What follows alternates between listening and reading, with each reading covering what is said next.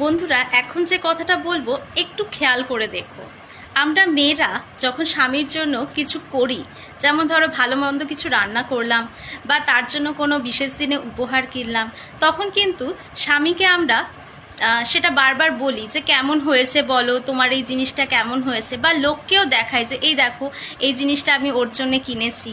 কিন্তু তুমি ধরো কোনো এক সময় স্বামীকে বলেছিলে আমার এই গয়নাটা খুব পছন্দের, বা আমি এই দার্জিলিংয়ে এই পাহাড় দেখতে যেতে খুব পছন্দ করি, এই রকম বলে রেখেছো, কিন্তু দেখছো সেটা হয়নি। হঠাৎই একদিন তোমাকে হয়তো সারপ্রাইজ দিল, তোমাকে সেখানে নিয়ে গিয়ে হাজির করলো। পুরুষরা কিন্তু সবসময় কিন্তু নিজেদের মনের ভাব প্রকাশ করে না, বা তারা কিন্তু যে জিনিসটা করে সেটা মন থেকে করে ফেলে। তারা কিন্তু সেটা বারবার করে বলে না যে এটা তোমার জন্যে করলাম বা এই জিনিসটা করলাম। তারা কিন্তু প্রতিদিনের উপার্জনের বেশ কিছুটা অংশ তোমার হাতে নীরবেই তুলে দেয়, কোনো প্রশ্ন করে না। তাই জন্য বলবো, স্বামীদের পাশে সবসময় থেকো।